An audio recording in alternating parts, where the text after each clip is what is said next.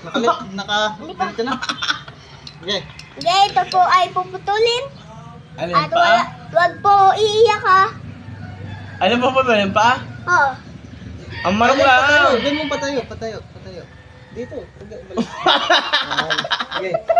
Yan na. Game, vlog mo pare. Mga parts, ganito tayo magputol ng tahid na manok. Saglit lang ito. Ilang minuto lang, putol na agad ang mga tahid nito. Ito ay ginagawa upang maiwasan ng bawa kung makalpas sila sa kanilang talian at na magpandali.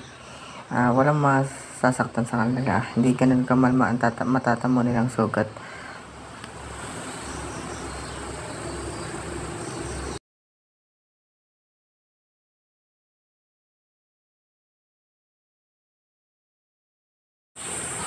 Kayo ba mga parts, ganito din po ba kayo magputol ng tahid? Comment down below.